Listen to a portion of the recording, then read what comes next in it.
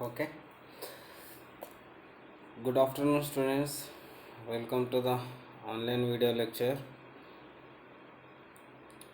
that is on Big M method. Okay. In the last video lecture that you have discussed simplex method. Okay. How we are going to solve the LPP problem by using simplex method. In this video that you are going to study or how we are going to solve the LPP problem by using Big M method.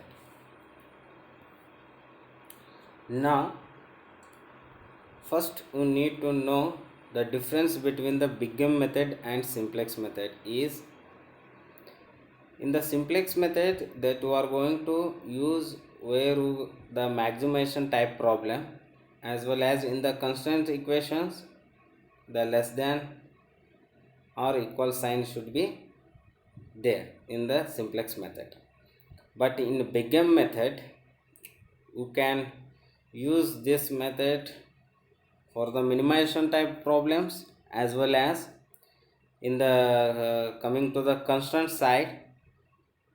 If you have the sign that is less than or equals or greater than or equals or only you are having equal sign, for this condition you can use Big M method. Okay, simplex you can use only for the less than or equal sign and maximization type problem. In the Big M method you can use in minimization type problem also, as well as less than or equal sign, greater than or equal sign or equal sign, that you can, if the problems having these signs, you can use the Big M method. And these are the steps. Okay, we need to follow these steps that you can discuss while solving the problem. The further steps are same, it is similar to the simplex method, only here we are using the artificial variables. Okay, where you are using in simplex method slack variable s1 and s2 surplus variables like this, here using slack variables also as well as artificial variables also, where we are going to use those variables, that is very important here.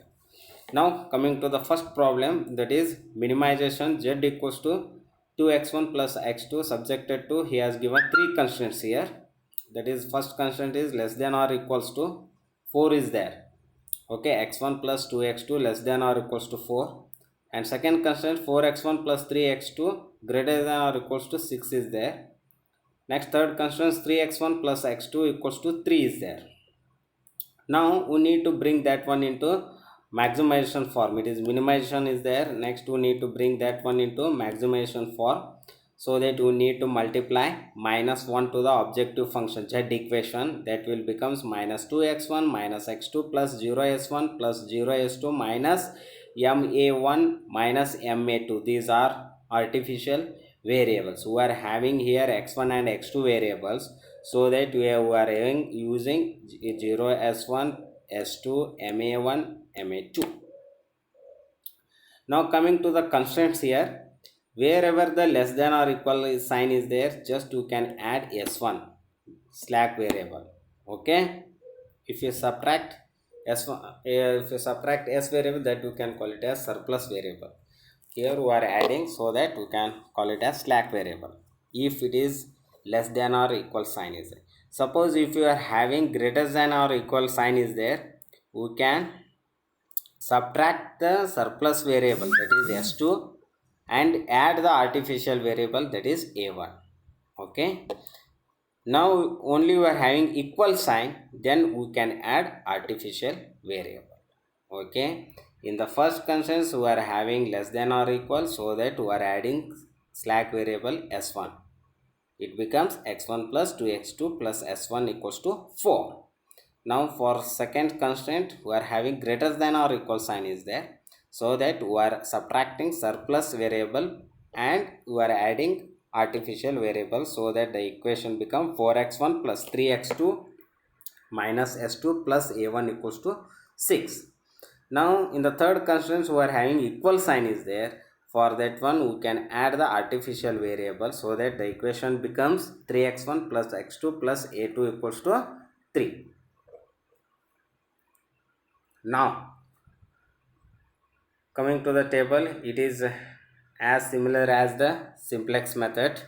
In the first row, that is, you write down the coefficients of the all the variables from the objective function z equation. We can write the all the coefficients. Okay, -2 for x1, x2 coefficient -1, s1 is 0, s2 is 0. For a1 minus m, a2 is minus m. In the second row, basic variables, we can write basic variables, that is the objective function. Okay, x1, x2, s1, s2, a1, a2 constants ratio. Now coming to the again same for the first constant, that is we have used it is s1.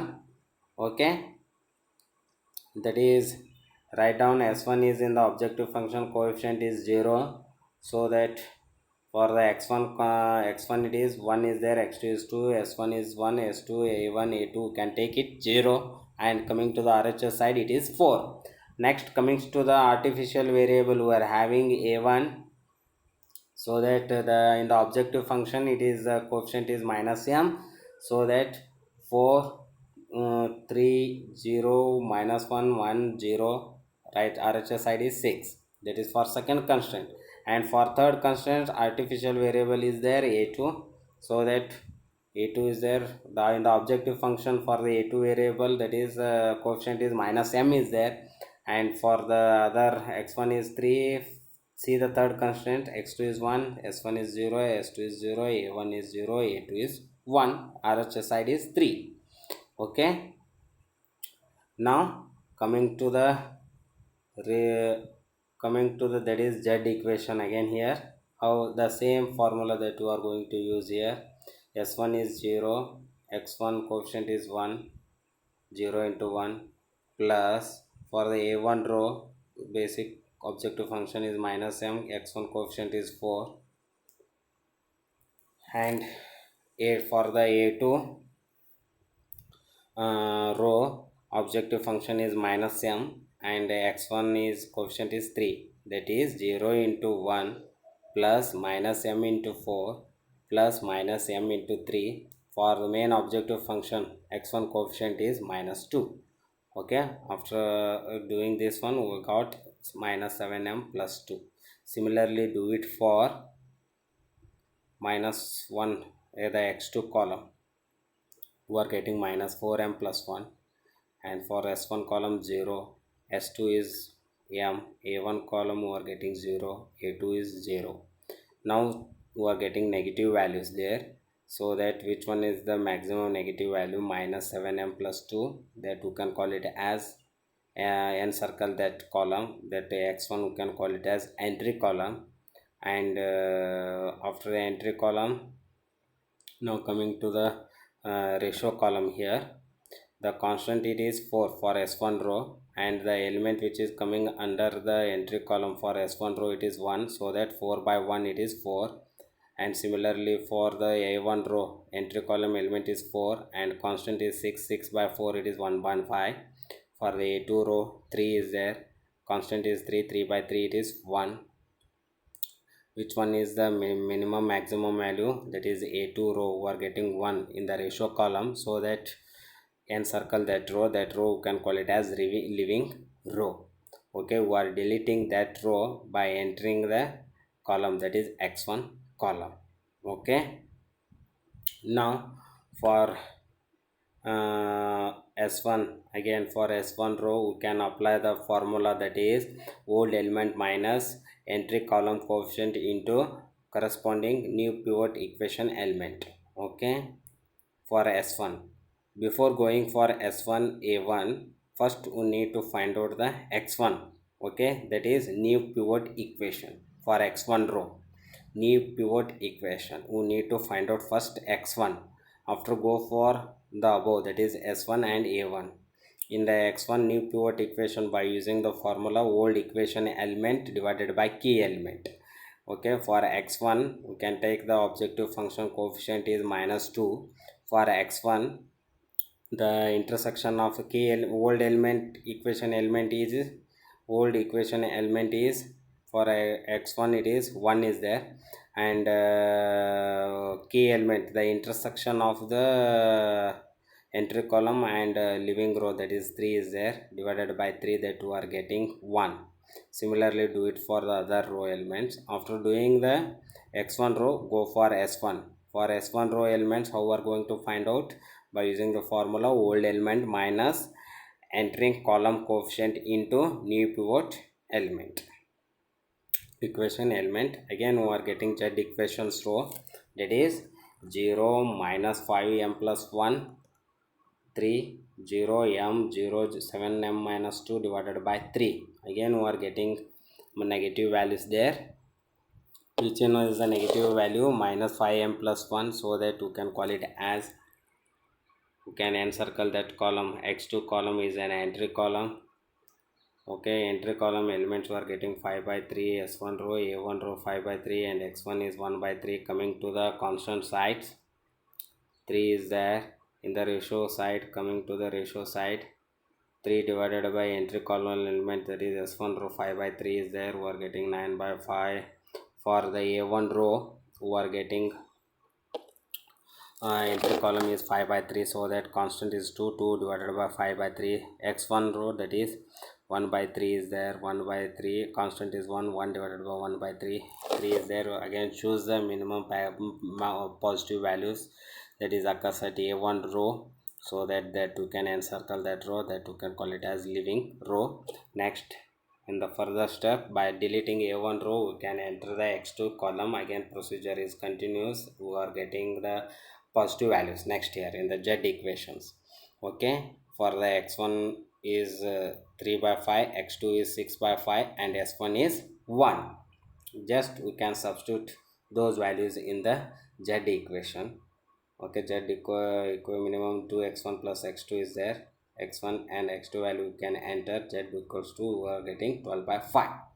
Okay, the only changes is that where we are going to use the slack variable, that is s1, when we are having the sign that is less than or equals in the constant equation, where we are going to use the surplus plus artificial variable, where we are going the having the sign that is greater than or equals in the constant equations, and where we are going to use only add the artificial variable, where we are having only equal sign.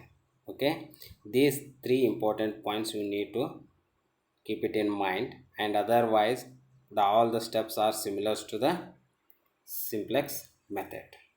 Okay, thank you.